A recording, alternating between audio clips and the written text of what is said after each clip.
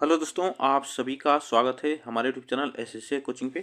दोस्तों, आज की क्लास में हम लोग देखिएगा यूपी पुलिस और यूपी एसआई के लिए यह प्रैक्टिस सेट हम लोग कर रहे हैं, जिसमें यह छठवां प्रैक्टिस सेट है। यह बातें ध्यान रखना, इसमें सभी हम लोग टॉपिक करते हैं। देखिएगा, स्टार्ट करते हैं। आप लोग को यह प्रैक्टिस सेट डेली शाम 7 बजे यहाँ पर मिलती है, ठीक ना। तो आप लोग बस वीडियो को लाइक शेयर कर लीजिएगा, चैनल को सब्सक्राइब कर लीजिएगा, जिससे कि आपको यहाँ पे डेली क्लास मिलती रहेगी।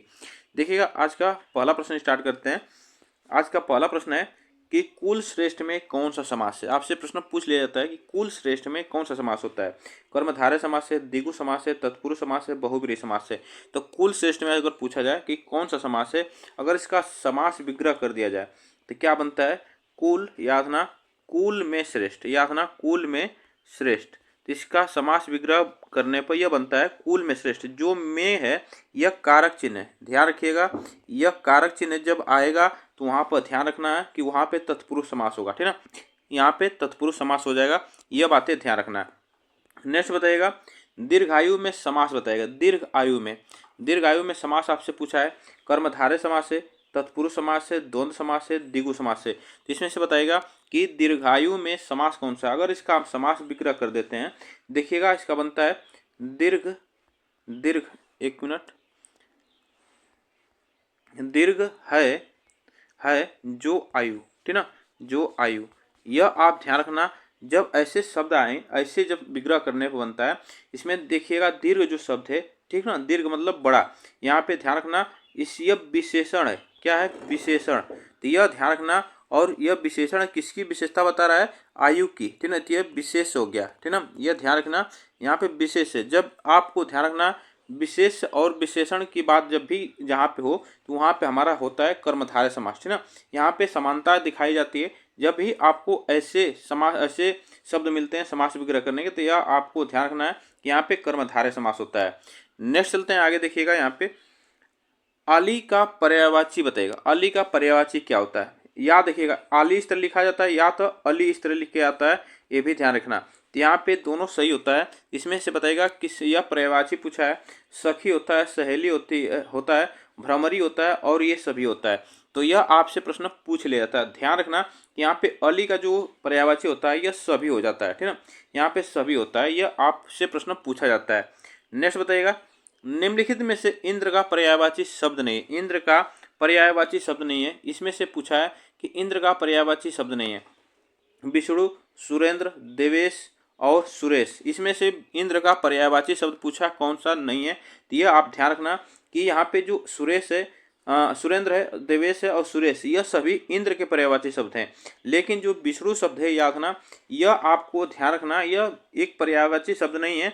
यहाँ विष्णु का जो पर्यायवाची शब्द होता है वह सभी होता है हरि, याद रखना, हरि होता है, नारायण होता है, नारायण होता है, और क्या होता है? माधव होता है, ठीक ना, माधव होता है। यह सभी केशव होता है, केशव। यह सभी क्या होते हैं? विष्णु के पर्यायवाची होते हैं। इसमें जो नहीं है इंद्र का पर्यायवाची, वह विष्णु सही है, चलेगा। नेक्स्ट बताइएगा यहाँ पे, अक्षत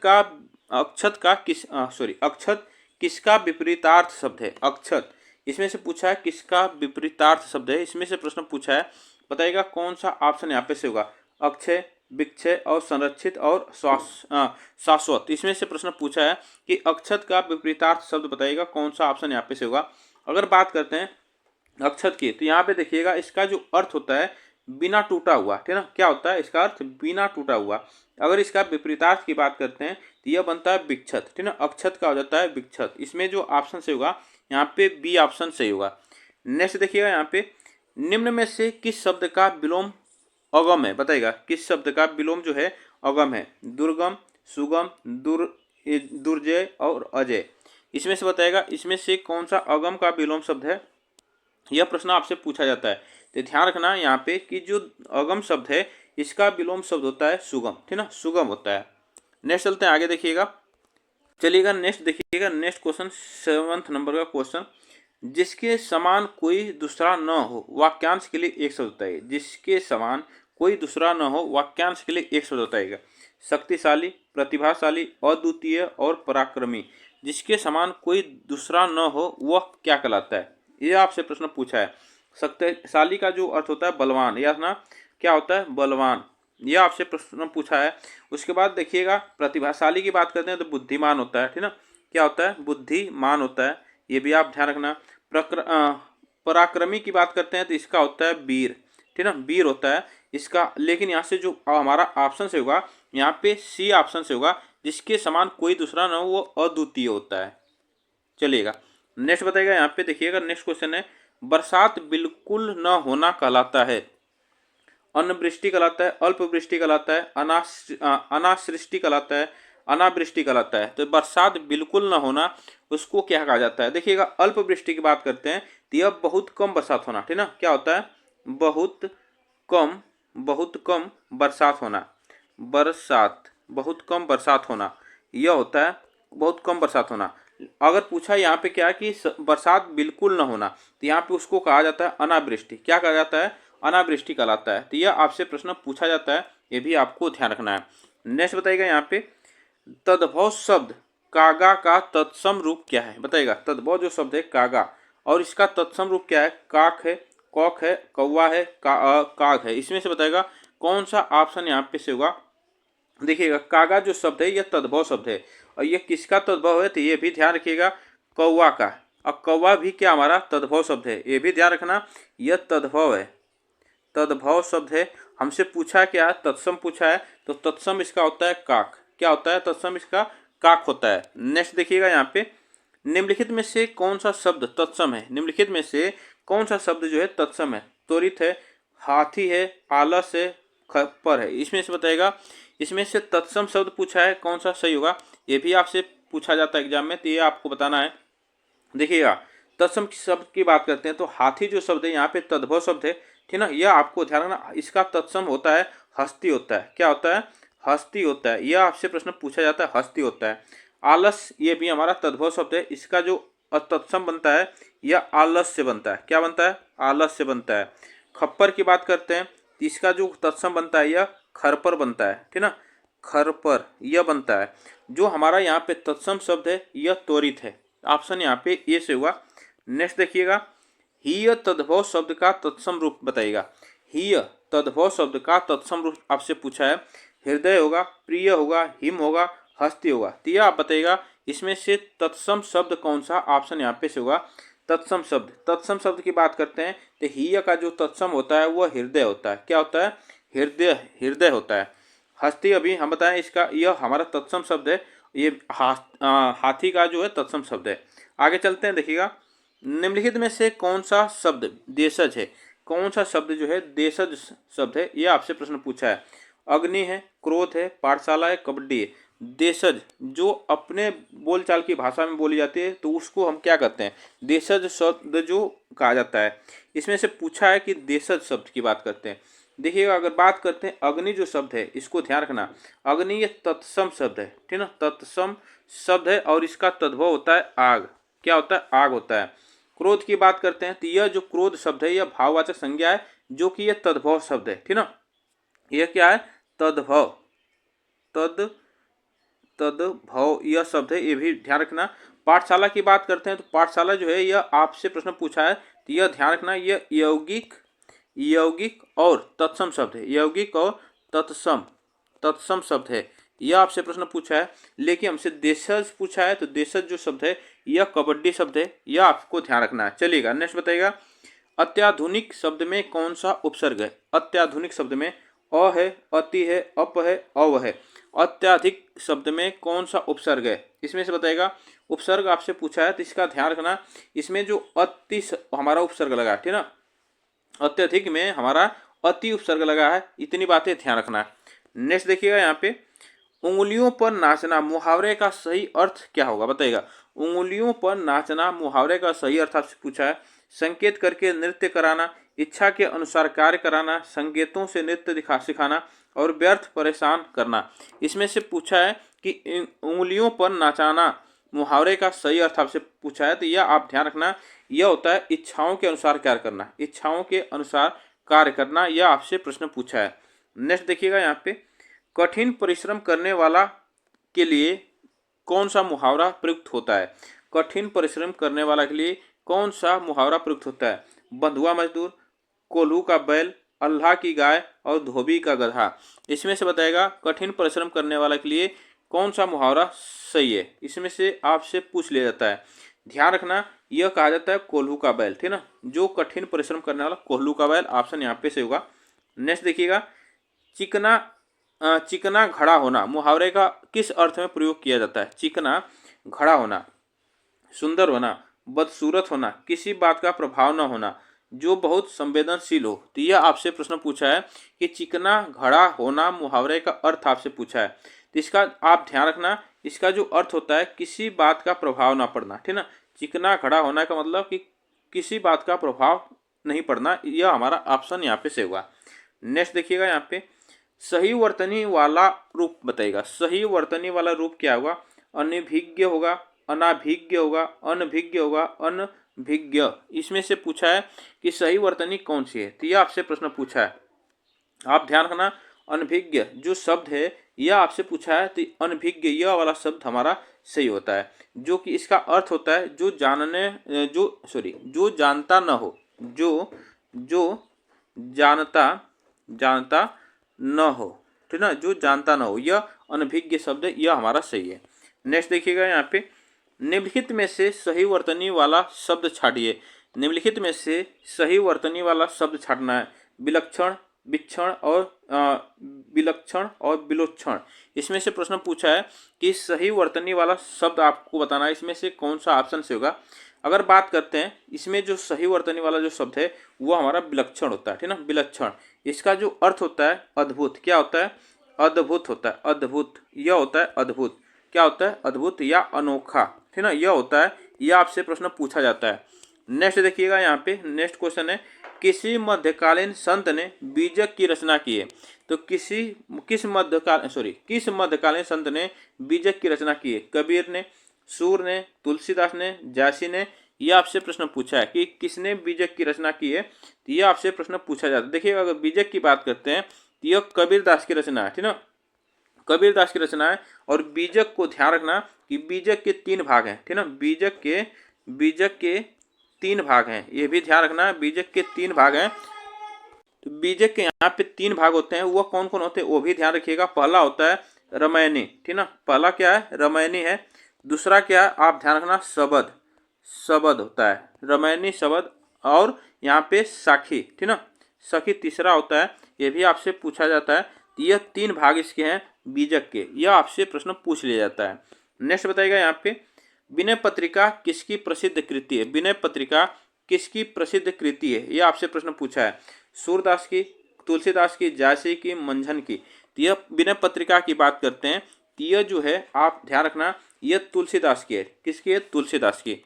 नेक्स्ट बताइएगा, यहाँ पे गोदान के लेखक कौन है। गोदान यशपाल है, भगवती चरण वर्मा है, प्रेमचंद है, वृंदालाल वर्मा है। तो यह गोदान के लेखक आपसे पूछा है कि कौन कौन है। देखिएगा, और बात करते हैं यहाँ पे जो ऑप्शन से होगा हमारा, यहाँ पे प्रेमचंद। यशपाल की बात करते हैं, यशपाल की जो रचना है, यह रचना है इनकी, यह झूठ। एक मिनट, यहाँ पे थोड़ा सा, यहाँ पे यशपाल की बात करते हैं, तो यहाँ पे यशपाल की बात करते हैं, तो यह है हमारा, इनकी जो रचना है झूठा सच। क्या है, झूठा सच, यह इनकी रचना है। उसके बाद भगवती चरण वर्मा की बात करते हैं, तो यह चित्रलेखा, याद ना, चित्रलेखा इनकी रचना है। वृंदालाल वर्मा की बात करते हैं, तो यह मृगनयनी, ठीक ना, मृगनयनी इनकी रचना है। यह आपसे प्रश्न पूछ लिया जाता है। नेक्स्ट बताइएगा, यहाँ पे कौन सा ऑप्शन यहाँ पे से होगा। देखिएगा, भारत भारती किसकी रचना है। भारत भारती किसकी रचना है। मैथिली शरण गुप्त की है, वृंदालाल वर्मा की है, राजकुमार वर्मा की है, जयशंकर प्रसाद की है। तो मैथिली भारत भारती की बात करते हैं, यह किसकी रचना है। तो यह देखिएगा, भारत भारती जो रचना है यह मैथिली शरण गुप्त की है, ठीक ना, मैथिली शरण गुप्त की रचना है। यह आपसे प्रश्न पूछा जाता है। नेक्स्ट बताइएगा, चंद्रकांता किस लेखक की कृति है। चंद्रकांता की बात करते हैं, यह किस लेखक की कृति है, यह आपसे प्रश्न पूछ लिया जाता है। बताइएगा, इसमें से प्रश्न पूछा है चंद्रकांता किसकी कृति है, तो यह आपसे देखिएगा, यहाँ पे देवकी नंदन खत्री की है, ठीक ना, देवकी नंदन खत्री की है। श्रद्धाराम फुलौरिया की बात करते हैं, तो इनकी भगवती, इनकी भाग्यवती, ठीक ना, भाग्यवती इनकी रचना है। ये भी ध्यान रखना, भाग्यवती जो श्रद्धाराम फुलौरिया की है। नेक्स्ट देखिएगा, यहाँ पे चांद का मुख टेढ़ा है किस लेखक की रचना है? चांद का मुख टेढ़ा है किस लेखक की रचना है? यशपाल की है, नागार्जुन की है, मुक्तिबोध की है, अमृत राय की है। चांद का मुख टेढ़ा है, इसमें से बताएगा कौन सा ऑप्शन यहाँ पे सही होगा? चांद का मुख टेढ़ा है, तो यह आपसे प्रश्न पूछा है, तो यह मुक्तिबोध की है, ठीक ना।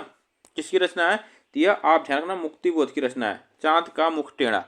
नेक्स्ट देखिएगा यहाँ पे, मैला आंचल के लेखक कौन है? मैला आंचल के लेखक राजेंद्र प्रसाद बेदी हैं, गुरुदयाल सिंह हैं, फणीश्वर नाथ रेणु है, भैरव प्रसाद गुप्त हैं। तो यह आप ध्यान रखना, मैला आंचल के लेखक की बात करते हैं, यह आप ध्यान रखना, यह फणीश्वर नाथ रेणु की है, फणीश्वर नाथ रेणु की रचना है।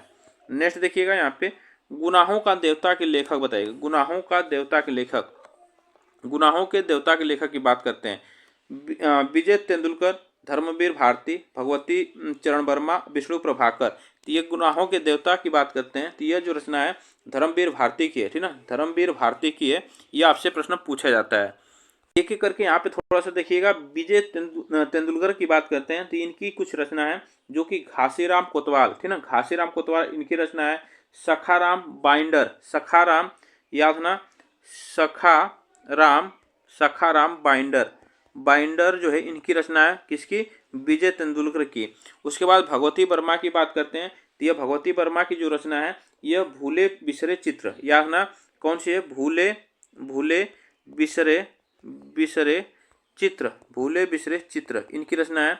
उसके बाद विष्णु प्रभाकर की बात करें तो आवारा मसीहा इनकी रचना है, आवारा मसीहा, एक मिनट, मसीहा यहाँ पे इनकी रचना है। इसमें जो ऑप्शन से होगा धर्मवीर भारती ऑप्शन यहाँ पे से होगा। नेक्स्ट बताइएगा यहाँ पे देखिएगा, झांसी की रानी के रचनाकार हैं, बताइएगा झांसी की रानी के रचनाकार वृंदालाल वर्मा है, सुभद्रा कुमारी चौहान है, जयशंकर प्रसाद है और महादेवी वर्मा। तो यह झांसी की रानी एक कविता है, यह ध्यान रखना, यह कविता है। यह और कविता की बात करते हैं तो यह ज़्यादातर पूछ लिया जाता है, तो यह सुभद्रा कुमारी चौहान की है, ठीक ना, यह आपसे प्रश्न पूछा जाता है। लेकिन एक बात और ध्यान रखिएगा यहाँ पे कि जो वृंदालाल जो वर्मा है इनका उपन्यास है, उपन्यास, एक मिनट देखिएगा, उपन्यास इनकी रचना है, उपन्यास इनका है जो कि झांसी की रानी, ठीक ना, झांसी की रानी, यह इनकी जो वृंदालाल वर्मा की एक उपन्यास है, उसका नाम है झांसी की रानी। ये आपसे प्रश्न पूछा जाता है, लेकिन यहाँ पे आप लोग जब भी ऐसे प्रश्न पूछा जाए यहाँ पे सुभद्रा कुमारी चौहान को लगाइएगा, ज़्यादातर यही ऑप्शन हमसे पूछा जाता है। नेक्स्ट देखिएगा यहाँ पे, चीफ की दावत की कहानीकार कौन है? चीफ की दावत धर्मवीर भारती की, भीष्म साहनी की, मोहन राकेश की और राजेंद्र यादव की। इसमें से ध्यान रखना, चीफ की दावत की बात करते हैं, इसमें कौन सा ऑप्शन से होगा? यह होता है भीष्म साहनी की कहानी है, ठीक ना, यह कहानीकार हैं, चीफ की दावत कहानीकार के लेखक हैं भीष्म साहनी। नेक्स्ट देखिएगा यहाँ पे, घासीराम कोतवाल के लेखक कौन है? घासीराम कोतवाल अमृतलाल नागर, सुभद्रा कुमारी चौहान, नामवर सिंह और विजय तेंदुलकर अभी बताए हैं। तो घासीराम कोतवाल की बात करें तो विजय तेंदुलकर की रचना है, विजय तेंदुलकर की रचना है। नेक्स्ट चलते हैं, देखिएगा, रसिक प्रिया किसकी प्रसिद्ध कृति है? केशवदास की, सेनापति की, प्रसाद की और यहाँ पे निराला की। तो केशव प्रसाद जो यहाँ पे रसिक प्रिया की बात करते हैं तो ये केशवदास की है, ठीक ना, आचार्य केशवदास की रचना है।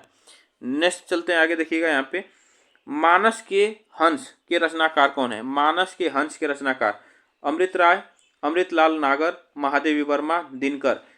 हम मानस के हंस की बात करते हैं तो यह मानस के जो हंस की बात है इसमें गोस्वामी तुलसीदास की बात जीवन पर आधारित यह रचना की गई है, ठीक ना, यह तुलसीदास के जीवन पर आधारित यह प्रसिद्ध ऐतिहासिक उपन्यास लिखा गया है। वह किसके द्वारा लिखा गया है तो ये भी ध्यान रखना, अमृतलाल नागर के द्वारा, ठीक ना, अमृतलाल नागर के द्वारा लिखी गई है। यह आपसे प्रश्न पूछ लिया जाता है तो ये भी आपको ध्यान रखना है। और अमृतलाल नागर की और जो कुछ कृतियां हैं वो भी आपको ध्यान रखना, एग्जाम में पूछा जाता है। यहाँ पे देखिएगा, उसका नाम है बूंद और समुद्र। क्या है? बूंद और समुद्र, बूंद और समुद्र इनकी अमृतलाल नागर की रचना है। अमृत और विष, ठीक ना, अमृत और विष इनकी रचना है, अमृत और विष इनकी रचना है। ये भी आपसे प्रश्न पूछा जाता है। खंजन याद ना, खंजन नयन, यह आपको ध्यान रखना है, यह अमृतलाल नागर की रचना है। यह सभी आपसे प्रश्न पूछ लिया जाता है। तो यह बताइएगा आपको आज के लिए बस इतने ही प्रश्न है, इतने ही प्रश्न है। आप बताइएगा ये प्रश्न कैसे लगे। वीडियो को लाइक शेयर आप लोग कर दीजिएगा, चैनल को सब्सक्राइब भी करिएगा। तब तक के लिए थैंक यू सो मच। आप सभी को फिर मिलेंगे नेक्स्ट वीडियो में।